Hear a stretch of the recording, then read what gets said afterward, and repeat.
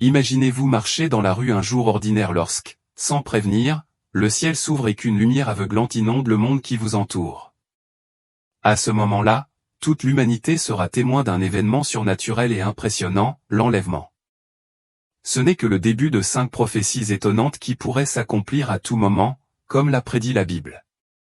Préparez-vous, car ces prédictions divines sont plus réelles et imminentes que vous ne pourriez le croire. À tout moment, le Seigneur Jésus peut descendre du ciel dans toute sa gloire, accompagné d'une légion d'anges, leurs trompettes résonnant sur la terre. Dans Matthieu 24h31, Jésus donne un aperçu de ce grand événement, déclarant qu'il enverra ses anges pour rassembler ses élus des 4 coins de la terre. Ce ne sera pas un événement caché, au contraire, ce sera un spectacle cosmique visible pour tous, qui modifiera irrévocablement le cours de l'histoire. L'idée que cet événement sera secret est une idée fausse, sa grandeur sera impossible à ignorer. L'apôtre Paul nous donne un récit détaillé de l'enlèvement dans 1 Thessaloniciens 4.16 à 17, un événement que les croyants attendent avec impatience. Paul explique que tout comme nous croyons que Jésus est mort et ressuscité, nous pouvons être certains qu'il reviendra, ramenant avec lui tous les croyants qui sont décédés. Ceux qui sont encore en vie ne précéderont pas les morts, au contraire, les défunts en Christ ressusciteront en premier. Cette séquence d'événements offre un profond réconfort, en particulier à ceux qui ont perdu des êtres chers, affirmant que tous les croyants seront réunis avec le Seigneur. Paul a écrit cette lettre aux Thessaloniciens pour apaiser leurs craintes et clarifier les malentendus entourant la seconde venue du Christ. À cette époque, on s'attendait largement à ce que Jésus revienne prochainement, ce qui a conduit beaucoup de gens à s'inquiéter du sort de ceux qui étaient déjà morts. Paul les rassure en leur disant que tous les croyants, qu'ils soient vivants ou décédés, participeront à ce moment glorieux. Il décrit la scène de manière vivante, la voix d'un archange, le son de la trompette de Dieu et le retour triomphal du Christ, alors que les morts en Christ ressusciteront en premier, suivis des vivants qui seront enlevés dans les nuées pour rencontrer le Seigneur dans les airs. Le concept de résurrection et d'enlèvement a des racines profondes dans les Écritures juives et dans la tradition chrétienne primitive. Dans le livre de Daniel 12h2, il y a une profonde référence à la résurrection des morts, où il est prédit que beaucoup de ceux qui reposent dans la poussière de la terre se réveilleront, certains pour la vie éternelle, tandis que d'autres feront face à la honte et au mépris éternel. De même, Jésus aborde la résurrection dans Jean 5, 28-29, déclarant que tous ceux qui sont dans leur tombeau entendront sa voix et en sortiront, ceux qui ont vécu dans la justice ressusciteront à la vie, et ceux qui ont fait le mal ressusciteront pour le jugement. Tout au long de l'histoire, les théologiens ont proposé diverses interprétations de ces passages. Par exemple, Augustin a envisagé la résurrection comme un événement futur où les croyants seraient transformés et glorifiés. En revanche, John Wesley, le fondateur du méthodisme, mettait l'accent sur la nécessité d'une préparation spirituelle, exhortant les croyants à vivre dans la sainteté et à rester vigilants. Il est essentiel de reconnaître que l'enlèvement, tel que Paul le décrit, est intimement lié à la seconde venue du Christ, un thème récurrent dans tout le Nouveau Testament. Dans Matthieu 24h31, Jésus parle de son retour dans la gloire, accompagné d'anges qui rassembleront ses élus des 4 coins de la terre. Cette anticipation du retour du Christ pour établir son royaume éternel motive les croyants à rester fermes dans la foi, même au milieu des épreuves et des persécutions. Un aspect fascinant de la langue grecque originale du Nouveau Testament est la distinction entre 2 mots pour « air ». L'un est « éther », qui fait référence à la couche supérieure pure du ciel, tandis que l'autre est simplement « air », qui décrit l'atmosphère proche de la surface de la terre. Cette distinction suggère que la rencontre avec le Seigneur peut se produire dans l'espace éthéré au-dessus de nous, ajoutant une couche de crainte respectueuse à l'événement. Considérez l'ampleur de cet événement attendu, il sera si magnifique et global que personne ne pourra l'ignorer. Dans Matthieu 24, 30-31, Jésus décrit comment le signe du Fils de l'homme apparaîtra dans le ciel, provoquant le deuil de tous les peuples de la terre alors qu'ils verront le Fils de l'homme venir sur les nuées du ciel avec une puissance et une gloire immenses. À ce moment-là, il enverra ses anges avec un appel de trompette retentissante pour rassembler ses élus de tous les coins de la terre, marquant le début d'une ère nouvelle et sans précédent. Certains peuvent se demander pourquoi le terme « enlèvement » n'apparaît pas explicitement dans le Nouveau Testament. Bien que le mot spécifique soit absent de certaines traductions de la Bible, le concept et la description de l'événement sont indéniablement présents. Le mot grec, harpazo, qui signifie saisir ou arracher avec force, est utilisé pour transmettre cette idée. Par exemple, dans Jean 10, harpazo décrit un loup qui arrache rapidement et violemment une brebis du troupeau. De même, Matthieu 13h19 dépeint un oiseau qui fond sur lui pour arracher une graine du sol. Cette image vivante souligne la nature dramatique et puissante de l'enlèvement. Dans le Nouveau Testament, le mot grec, harpazo, décrit également des événements dramatiques et surnaturels où des individus sont enlevés de manière inattendue. On trouve un exemple notable dans Actes 8, 39-40, où Philippe, après avoir baptisé l'eunuque, est soudainement saisi par l'Esprit du Seigneur et transporté dans un autre lieu. Cet événement extraordinaire souligne la puissance divine impliquée dans de telles rencontres et la transition transparente entre les royaumes terrestres et célestes. De même, dans 2 Corinthiens 12, 2-4, l'apôtre Paul raconte une expérience remarquable impliquant un homme qui fut enlevé jusqu'au 3e ciel. Paul décrit cet homme comme ayant entendu des choses inexprimables, au-delà de la compréhension ou de l'expression humaine. Ce récit fait allusion à une rencontre mystique et profonde avec le divin, suggérant que de telles expériences célestes peuvent transcender la compréhension humaine. Certains érudits spéculent que Paul aurait pu faire référence à lui-même à la 3e personne pour éviter de paraître arrogant ou vantard à propos d'une expérience aussi sublime. Cette interprétation correspond à l'humilité de Paul et à son intérêt pour la gloire spirituelle plutôt que personnelle. Le livre de l'Apocalypse offre également une référence significative au concept d'être enlevé dans un contexte divin. Apocalypse 12h5 parle d'un enfant mâle destiné à gouverner toutes les nations avec un sceptre de fer, qui est enlevé vers Dieu et son trône. Ce passage est souvent interprété comme une référence à Jésus-Christ, qui est monté au ciel après sa résurrection. Alternativement, il pourrait symboliser l'Église ou Israël. L'image de l'enlèvement auprès de Dieu renforce les thèmes de la protection divine et de l'accomplissement d'un dessein céleste. Dans 1 Thessaloniciens 4.17, Paul rassure les croyants en leur disant que lorsque le moment viendra, ceux qui sont vivants seront enlevés avec ceux qui sont déjà décédés pour rencontrer le Seigneur dans les airs. Cette promesse est au cœur de l'eschatologie chrétienne, offrant espoir et réconfort aux fidèles. Paul a écrit cette lettre aux Thessaloniciens pour répondre à leurs inquiétudes concernant le sort de leurs proches décédés. Son message avait pour but d'affirmer que tous les croyants, qu'ils soient vivants ou morts, seraient réunis avec le Christ à sa seconde venue. Comprendre le contexte historique dans lequel Paul a écrit ces lettres ajoute de la profondeur à la signification de ces paroles. Au 1er siècle, les chrétiens étaient confrontés à la persécution et à l'incertitude. La promesse de l'enlèvement leur a apporté un immense réconfort, leur assurant que malgré les épreuves terrestres, ils jouiraient d'un avenir glorieux avec le Seigneur. La vision de Paul d'une rencontre céleste dans les airs a été une puissante source d'encouragement, inspirant les croyants à tenir ferme leur foi et leur espérance même au milieu de l'adversité. Le langage utilisé par Paul et Jean dans leurs écrits est riche en symboles et en références à des événements futurs, créant des images saisissantes de transcendance et de proximité divine. Des termes comme « enlevé » et « troisième ciel » évoquent un sentiment de dépassement du domaine terrestre pour rencontrer le divin. Cela renforce non seulement la croyance en la résurrection et la rencontre avec le Christ, mais souligne également la nature surnaturelle de ces événements. Pour les lecteurs originaux, ces descriptions auraient servi de puissantes assurances que Dieu avait le contrôle et exécutait activement son plan rédempteur. Tout au long de l'histoire, les théologiens ont proposé diverses interprétations de ces passages. Jean Calvin, par exemple, considérait ces expériences visionnaires comme la preuve de la révélation divine et de l'intervention directe dans l'histoire humaine. Il les voyait comme des signes de la grâce de Dieu et de l'arrivée imminente de son royaume. En revanche, les théologiens contemporains comme N.T. Wright soulignent l'importance de comprendre ces textes dans leur contexte historique et littéraire. Ils reconnaissent la puissance des métaphores et des visions prophétiques pour transmettre des vérités spirituelles profondes. La Bible regorge de références à l'enlèvement et aux événements qui y sont liés, offrant une vision d'un avenir où les croyants seront transformés, glorifiés et réunis avec Christ. Ces passages nous rappellent constamment la fidélité de Dieu et l'espoir que nous avons en sa promesse de rédemption et de vie éternelle. Pour les premiers chrétiens qui vivaient dans la persécution et l'incertitude, l'assurance d'être réunis avec Christ était un immense réconfort.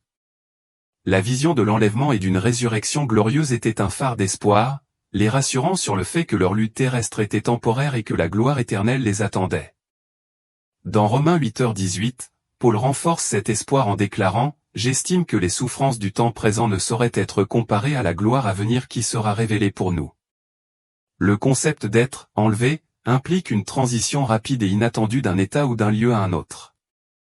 Ce terme apparaît dans divers contextes du Nouveau Testament, Matthieu 11h12, Jean 6h15, Actes 23h10 et Jude 1h23, chaque fois, il évoque une action rapide et décisive. L'enlèvement sera donc un événement marqué par la surprise et la puissance, qui ne laissera pas le temps de se préparer à la dernière minute si l'on n'est pas déjà prêt. Jésus illustre cette nature soudaine et inattendue de l'enlèvement dans Matthieu 24h41, en disant « Alors 2 hommes seront dans les champs, l'un sera pris et l'autre laissé. 2 femmes moudront au moulin, l'une sera prise et l'autre laissée. » De même, Luc 17h34 décrit la scène où 2 personnes seront dans le même lit, l'une sera prise et l'autre laissée. Ces passages soulignent que la séparation sera instantanée et surprenante, même parmi ceux qui sont très proches. Il est donc crucial de décider maintenant si nous voulons faire partie de ceux qui sont pris ou de ceux qui sont laissés derrière.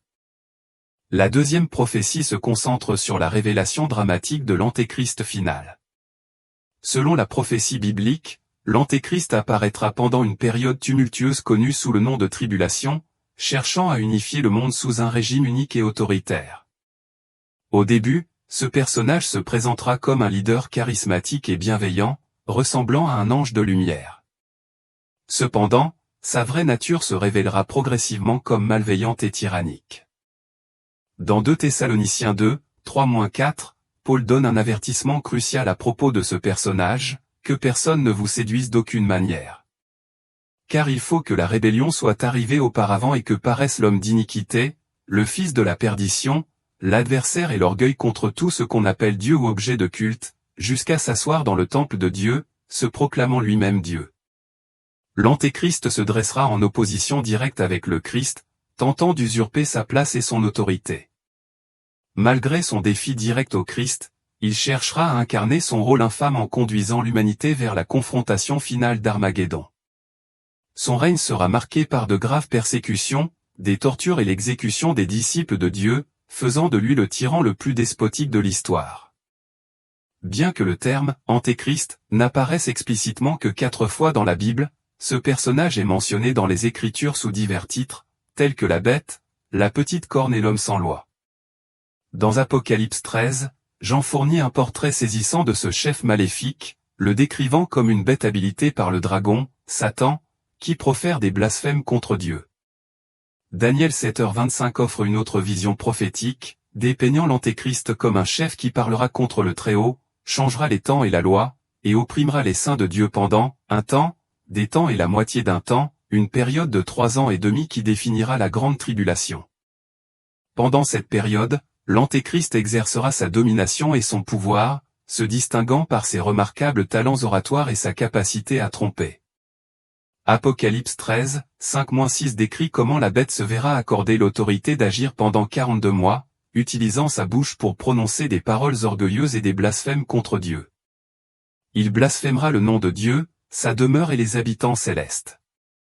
La capacité de l'Antéchrist à unifier les nations sous son règne sera facilitée par ses talents oratoires et de persuasion exceptionnels. Daniel 7h8 et 7h24 décrivent comment il s'élèvera d'une confédération de 10 rois, symbolisés par les 10 cornes de la bête. Avec l'aide de Satan, il accomplira des signes et des prodiges trompeurs, consolidant davantage son pouvoir. Apocalypse 13, 13-14 illustre comment la bête accomplira de grands signes, notamment en faisant tomber du feu du ciel sur la terre à la vue de tous, et en trompant les habitants de la terre par ses actes miraculeux. Cette capacité à accomplir de tels prodiges renforcera considérablement son influence et son contrôle sur les masses.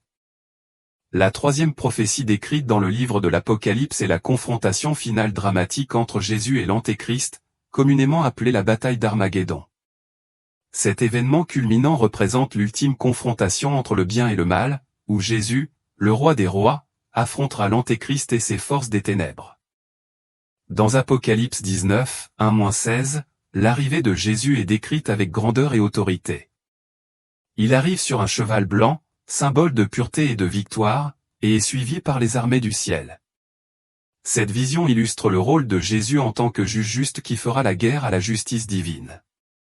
L'épée tranchante sortant de sa bouche signifie la puissance et l'efficacité de sa parole dans l'exécution du jugement. Cette imagerie souligne la nature puissante et autoritaire du discours divin de Jésus pour vaincre le mal. La bataille d'Armageddon est spécifiquement mentionnée dans Apocalypse 16h16, où elle décrit le rassemblement des rois de la terre à un endroit appelé Armageddon, largement considéré par les érudits comme étant la vallée de Megiddo. Cette vallée, située dans le nord d'Israël, a toujours été un champ de bataille stratégique en raison de sa situation géographique centrale.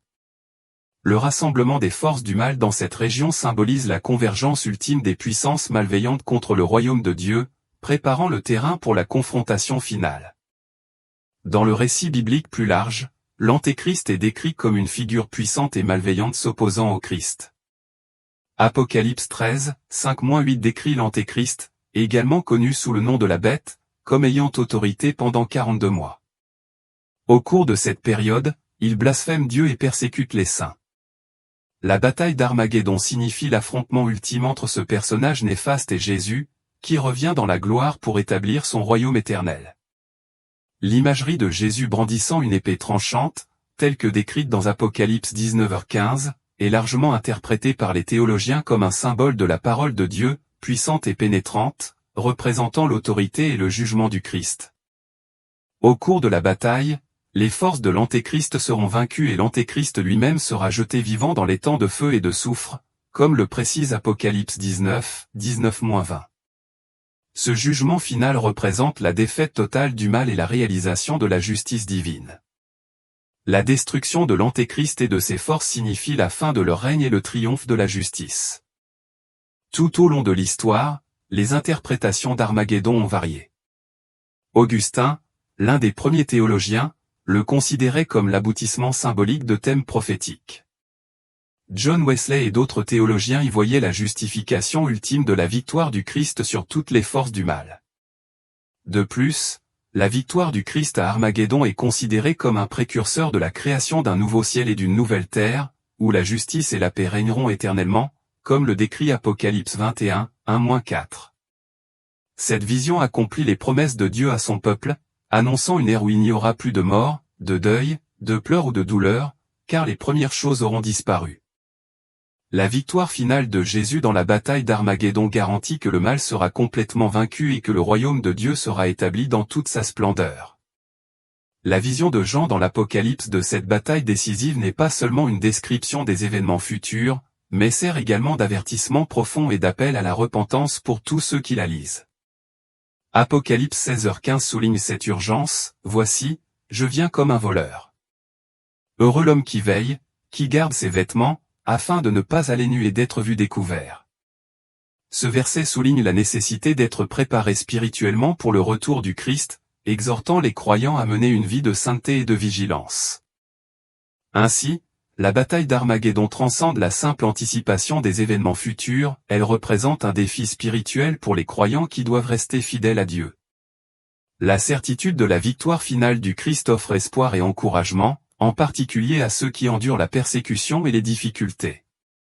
L'assurance que le mal sera vaincu et que le royaume de Dieu prévaudra sert d'encre inébranlable à la foi chrétienne. La bataille d'Armageddon et le triomphe de Jésus-Christ illustrent de manière vivante la souveraineté et la justice de Dieu, réaffirmant que malgré les tribulations et les forces du mal qui prévalent, le plan rédempteur de Dieu se réalisera. Cette victoire fournit une base solide à l'espérance chrétienne, affirmant que l'amour et la justice de Dieu triompheront éternellement. La quatrième prophétie concerne la marque de la bête et le sceau de Dieu, des événements qui se dérouleront pendant la tribulation. Cette période délimitera clairement la distinction entre les disciples de Dieu et ceux qui suivent l'Antéchrist. Apocalypse 13, 16-17 décrit comment la bête, symbolisant l'Antéchrist, obligera tous les hommes, quel que soit leur statut ou leur richesse, à recevoir une marque sur leur main droite ou leur front. Cette marque sera nécessaire pour acheter ou vendre, symbolisant une allégeance totale à l'Antéchrist et servant de mécanisme de contrôle économique et social. La marque décrite dans l'Apocalypse est largement interprétée comme un signe de soumission et d'adoration à l'Antéchrist. Le nombre associé à cette marque, 666, est introduit dans Apocalypse 13h18 comme « le nombre d'un homme ».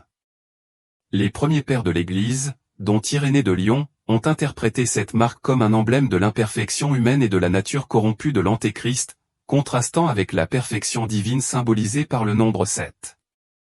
Irénée et d'autres croyaient que l'utilisation répétée du nombre 6 représentait une trinité du mal qui tentait de contrefaire et de déformer la sainteté de la Trinité divine. Ce symbolisme met en évidence l'opposition profonde entre le divin et le diabolique, soulignant le choix critique auquel l'humanité est confrontée en cette période de profonds conflits spirituels.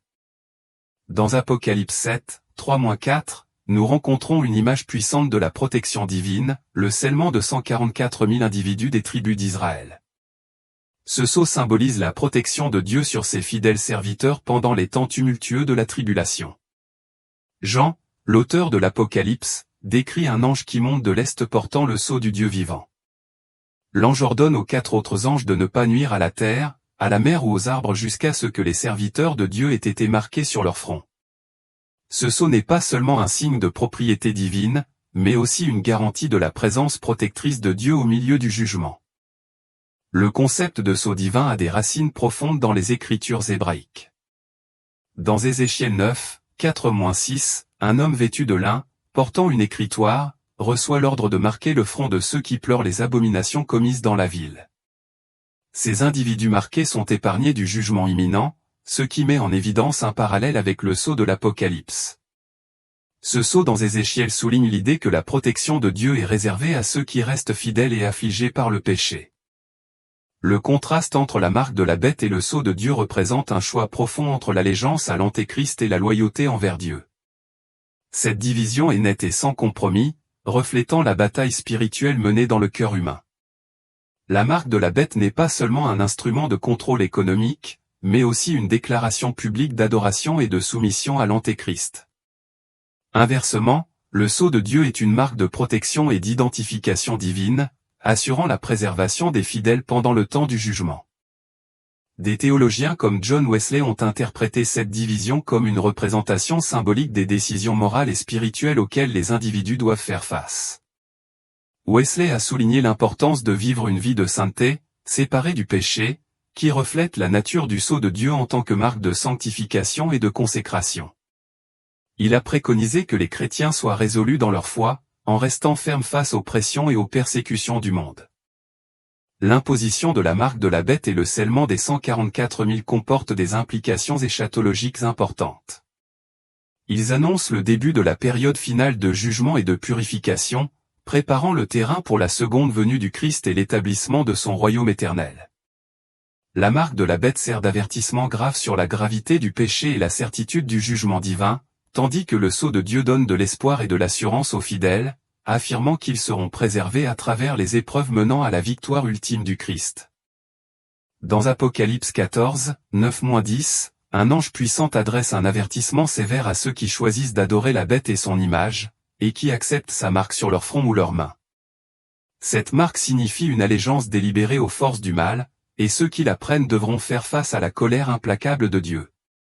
Le texte décrit de manière vivante ce châtiment comme le vin de la colère de Dieu versé sans dilution dans la coupe de son indignation. Cette représentation brutale sert de rappel aux conséquences graves et éternelles qui attendent ceux qui s'alignent sur l'Antéchrist. En revanche, Apocalypse 14 présente une scène profondément différente. Ici, l'agneau, symbolisant Jésus-Christ, se tient triomphalement sur le mont Sion, accompagné de 144 000 fidèles qui portent le nom du Père inscrit sur leur front. Cette image souligne la récompense éternelle réservée à ceux qui restent fermement fidèles à Dieu. Le contraste entre la marque de la bête et le sceau de Dieu met en évidence deux réalités spirituelles diamétralement opposées. Ceux qui choisissent la marque de la bête s'alignent sur des puissances malveillantes, rejetant la souveraineté de Dieu, tandis que ceux qui sont marqués par Dieu mettent en valeur leur dévotion et leur obéissance inébranlable envers lui. Cette dichotomie met l'accent sur le choix crucial auquel chaque personne est confrontée et sur les conséquences profondes et éternelles de cette décision. La 4e prophétie de l'Apocalypse souligne davantage la nécessité de la fidélité et de la préparation spirituelle. Il ne s'agit pas simplement d'une prévision d'événements futurs, mais d'un appel impérieux à la sainteté et à la vigilance dans nos vies présentes. Les croyants sont exhortés à rester inébranlables dans leur foi, à résister aux tentations et aux pressions du monde, et à anticiper le retour du Christ avec espoir et empressement. La promesse de la protection divine et l'assurance d'une récompense éternelle donnent aux chrétiens la motivation de vivre en accord avec les enseignements de Dieu, même au milieu des épreuves et des tribulations. La cinquième et dernière prophétie dévoile la nouvelle Jérusalem, le nouveau ciel et la nouvelle terre, qui émergeront après la tribulation, la bataille d'Armageddon et le jugement dernier. Dans Apocalypse 21, Jean peint une vision époustouflante de cette nouvelle création. Il décrit le spectacle d'un nouveau ciel et d'une nouvelle terre, car les anciens cieux et la terre ont disparu, et la mer n'est plus. Il voit la ville sainte, la nouvelle Jérusalem, descendre du ciel, préparée avec la beauté et la grâce d'une épouse parée pour son époux. Une voix venant du trône proclame, « Voici que la demeure de Dieu est maintenant parmi les peuples, et il habitera avec eux. Ils seront son peuple, et Dieu lui-même sera avec eux et sera leur Dieu. Il essuiera toute larme de leurs yeux, et la mort ne sera plus, ni deuil, ni cri, ni douleur, car l'ancien ordre de choses a disparu. » La nouvelle Jérusalem incarnera une splendeur et une perfection sans pareille. Les murs de la ville sont faits de jaspe et ses rues sont d'or pur, si transparentes qu'elles sont comme du verre, Apocalypse 21h18. Les 12 portes de la ville sont façonnées à partir de perles simples, chacune témoignant de sa grandeur. Contrairement à tout ce que l'humanité connaît, la ville n'aura pas besoin de soleil ni de clair de lune, car la gloire de Dieu l'illuminera, avec l'agneau comme lampe éternelle. Les nations marcheront dans sa lumière rayonnante et les rois de la terre y apporteront leur magnificence, Apocalypse 21, 23-24. Dans cette ville divine, la nuit sera abolie et ses habitants régneront pour toujours, profitant des bénédictions éternelles de la présence de Dieu, Apocalypse 22h5. Au cœur de la nouvelle Jérusalem coulera le fleuve de l'eau de la vie, limpide et pur, provenant du trône même de Dieu et de l'agneau. De chaque côté de ce fleuve majestueux se dressera l'arbre de vie, qui porte 12 sortes de fruits différents, produisant sa générosité chaque mois. Les feuilles de cet arbre merveilleux serviront de source de guérison pour les nations. Cette image vibrante résume le destin ultime et radieux promis à ceux qui restent inébranlables dans leur foi, quelles que soient les épreuves et les tribulations qu'ils rencontrent dans le monde. Les prophéties de l'Apocalypse font donc plus que simplement prévoir des événements futurs, elles offrent une vision profonde d'espoir et une promesse d'un nouveau départ. Elles décrivent un avenir où Dieu habite en parfaite harmonie avec son peuple, dans un royaume de paix sans précédent et de perfection éternelle. Apocalypse 22h12 dépeint la nouvelle Jérusalem comme l'incarnation des promesses complètes de Dieu à un royaume où les malédictions n'existeront plus et où les serviteurs de Dieu le serviront directement, voyant son visage et portant son nom sur leur front, Apocalypse 22, 3-4. Le concept d'un nouveau ciel et d'une nouvelle terre est un motif récurrent dans toute la Bible. Les prophètes de l'Ancien Testament, comme Isaïe, ont également envisagé cette transformation, Isaïe 65, 17-18, promettant la joie et une réjouissance sans fin alors que l'ancien sera renouvelé et que toutes choses seront restaurées. Cette promesse offre du réconfort à ceux qui souffrent et attendent la rédemption finale. Dans la nouvelle Jérusalem, Dieu renouvellera toutes choses et l'ancien ordre d'existence sera éradiqué pour toujours, Apocalypse 21, 5-8. La vision de la nouvelle Jérusalem décrite dans Apocalypse 21 constitue une pierre angulaire de l'eschatologie chrétienne, offrant un aperçu de l'avenir glorieux qui attend les croyants.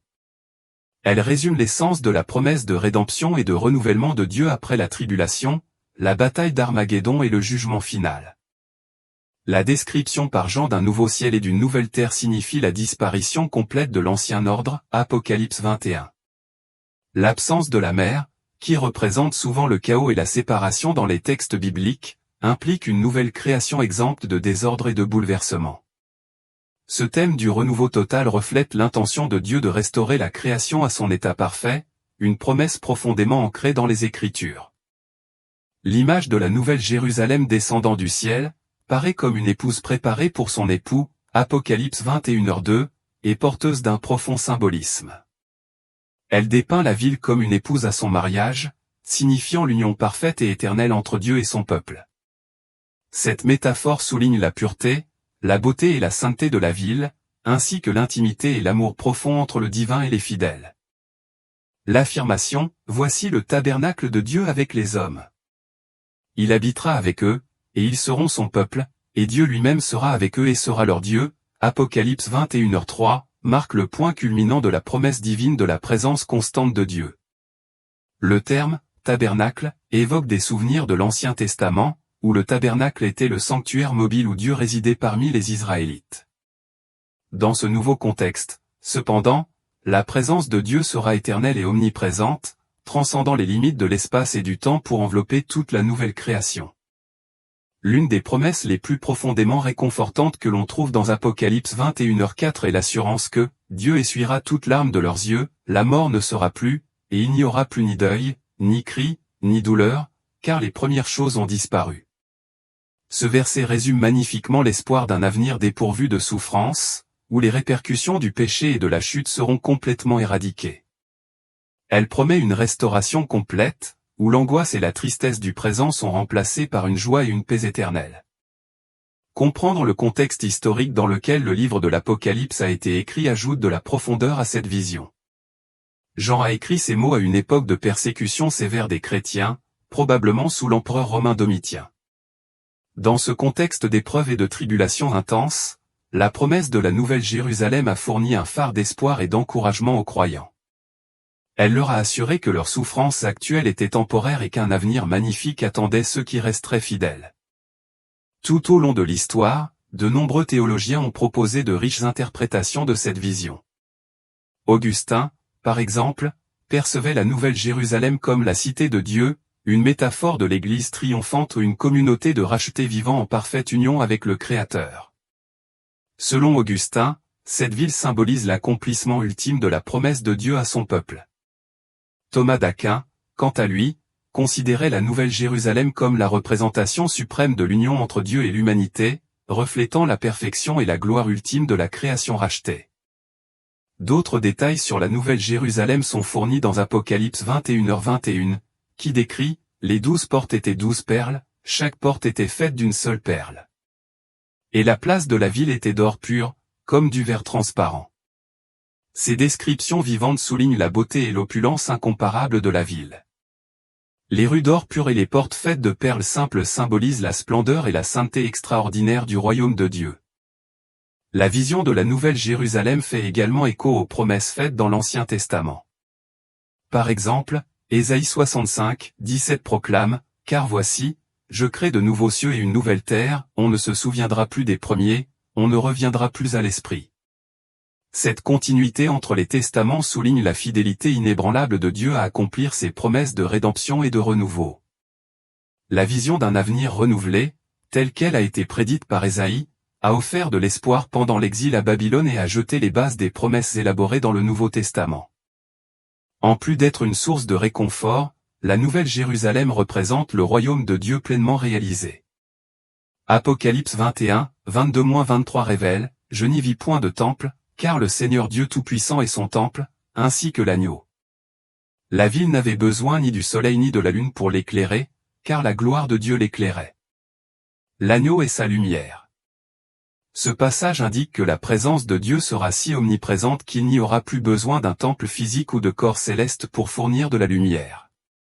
La gloire divine imprégnera chaque aspect de la Nouvelle Jérusalem, reflétant la communion complète et éternelle entre Dieu et son peuple.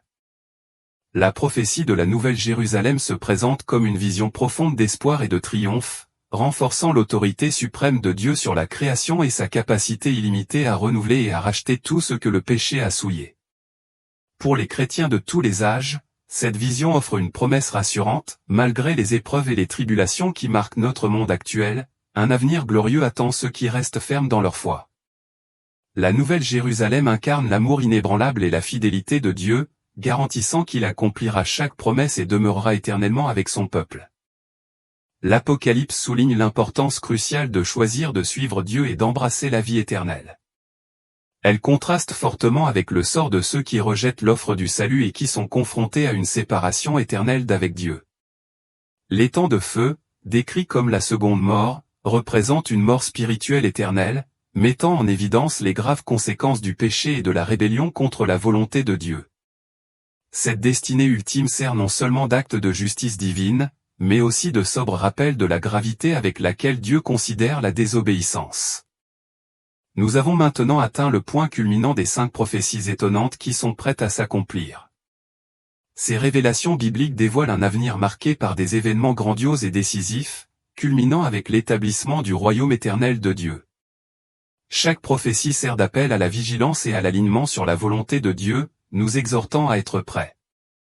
L'enlèvement, la révélation de l'Antéchrist, la bataille d'Armageddon, la marque de la bête et le sceau de Dieu, ainsi que la création de nouveaux cieux et d'une nouvelle terre soulignent tous l'immense portée de la souveraineté de Dieu et de son plan rédempteur pour l'humanité. L'enlèvement annoncera un moment transformateur, rassemblant les croyants avec Christ et inaugurant une nouvelle ère. La révélation de l'Antéchrist et la grande tribulation qui s'ensuivra inaugureront des temps de tromperie et de persécution, mais elles souligneront également la certitude de la victoire ultime du Christ sur le mal. La bataille d'Armageddon représentera l'affrontement définitif entre le bien et le mal, avec le retour de Jésus dans la gloire pour établir son royaume éternel. La marque de la bête et le sceau de Dieu mettront en évidence les choix critiques entre l'allégeance à l'Antéchrist et la fidélité à Dieu, conduisant à une division parmi l'humanité et ouvrant la voie au jugement final. La nouvelle Jérusalem se dressera comme l'accomplissement des promesses de Dieu, un royaume d'une beauté indescriptible où il demeurera éternellement avec son peuple. Cette vision de la nouvelle Jérusalem offre un phare d'espoir aux croyants, affirmant que leur fidélité sera récompensée par la joie et la paix éternelle. Elle signifie l'aboutissement du plan de Dieu pour la rédemption et le renouveau, où toutes choses seront renouvelées et où sa présence remplira chaque recoin de l'existence. Cette vision est une puissante inspiration pour les chrétiens qui persévèrent dans leur foi, sachant que leur destinée ultime est de vivre dans la présence glorieuse de Dieu. En réfléchissant à ces prophéties, nous nous rappelons le besoin urgent d'aligner nos vies sur la volonté de Dieu. Les événements prédits dans l'Apocalypse agissent à la fois comme un avertissement et un appel à la préparation, exhortant les croyants à rester fermes dans leur dévotion à Dieu et à partager activement le message du salut avec les autres. La promesse de la Nouvelle Jérusalem est un profond témoignage de la fidélité inébranlable de Dieu et de son amour sans limite pour sa création. Cette vision nous assure non seulement la protection divine, mais elle suscite également l'espoir d'une récompense éternelle, motivant les chrétiens à adhérer aux enseignements de Dieu, même au milieu des épreuves et des tribulations. À travers chaque prophétie, nous sommes témoins de la souveraineté de Dieu et de son plan méticuleusement élaboré pour l'humanité. Ces révélations nous rappellent que, malgré les adversités et les persécutions auxquelles nous pouvons être confrontés, Dieu garde le contrôle et accomplira fidèlement toutes ses promesses. Pour les chrétiens, ces prophéties servent d'encre inébranlable d'espoir et d'appel impérieux à la vigilance et à la sainteté. Nos vies doivent être vécues dans l'attente de l'accomplissement de ces promesses, en maintenant une foi et une espérance inébranlables en Dieu. Alors que nous nous préparons au retour glorieux du Christ, que les bénédictions de Dieu soient sur vous, vous guidant et vous gardant prêts pour ce jour magnifique. La Bible nous demande de nous préparer en vivant dans la fidélité et l'obéissance à Dieu. Il est crucial de décider maintenant qui nous servirons et comment nous orienterons notre vie dans l'attente impatiente du retour du Christ. Que ces prophéties nous rappellent continuellement l'autorité suprême de Dieu et le magnifique avenir qu'il a préparé pour ceux qui restent fidèles. La nécessité d'une préparation spirituelle ne peut être surestimée. Jésus nous a mis en garde de rester vigilants, car son retour sera soudain et inattendu, comme un voleur dans la nuit, Matthieu 24h44. La seconde venue du Christ sera un événement d'une importance sans précédent, une manifestation visible de la puissance et de la gloire de Dieu pour tous les habitants de la terre. Les prophéties du livre de l'Apocalypse offrent un aperçu profond de l'avenir de l'humanité et du triomphe ultime de Dieu sur le mal. Elles soulignent l'importance de la foi, de la persévérance et de l'obéissance face aux défis de la vie. La Nouvelle Jérusalem symbolise l'espoir et l'assurance ultime pour les croyants, promettant un avenir éternel de joie et de communion intime avec Dieu. En conclusion de cette vidéo, j'espère qu'elle aura inspiré et enrichi votre compréhension.